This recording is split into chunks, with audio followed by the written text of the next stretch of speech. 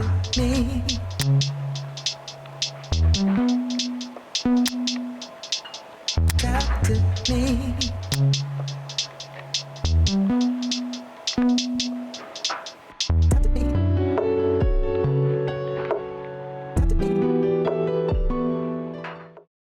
you're seeing me for the first time, my name is Falu.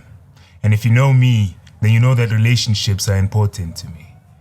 This week I'm going to be discussing a very difficult topic, right? The conversation this week is about forgiveness.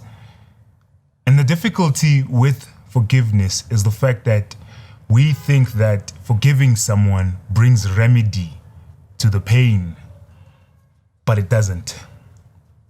That's not what forgiving someone is. Forgiving someone isn't feeling better, right?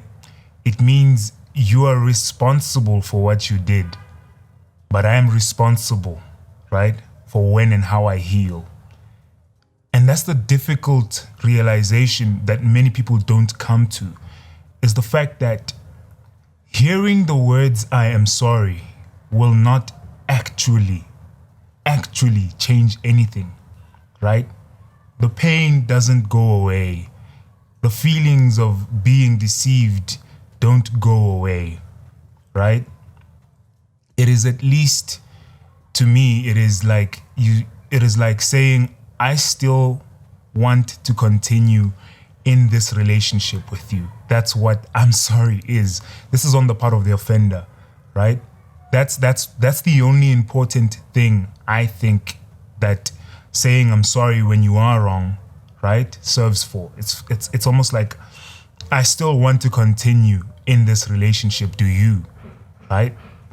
And if you let people hold you to ransom, right, because they haven't said "I'm sorry," you will never heal.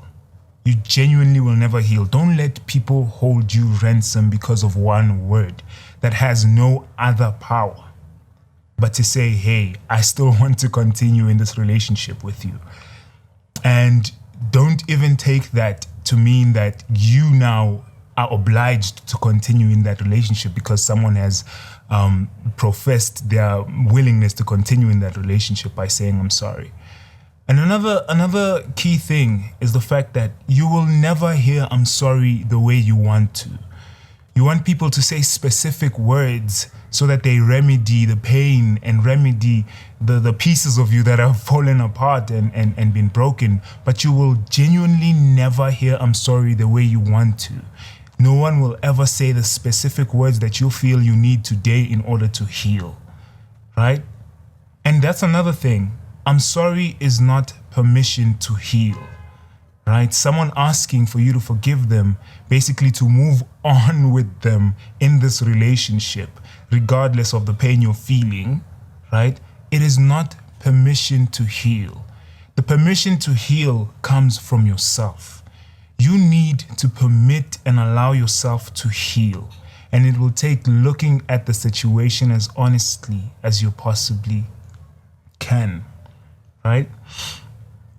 And I say honestly because of this reason. Most of the time, right, this might come across as offensive, but we exaggerate an offense, right? Because it attacks, or rather comes at, a fundamental piece of who we are or who we thought we were, right? And you know how the ego inflates everything. They offended me, so it must mean that my worldview is wrong about everything else, you know? And then we exaggerate it, and we are bringing in situations and hurts that are not involved in this particular offense, and then all of a sudden everything blows up and you never really move on.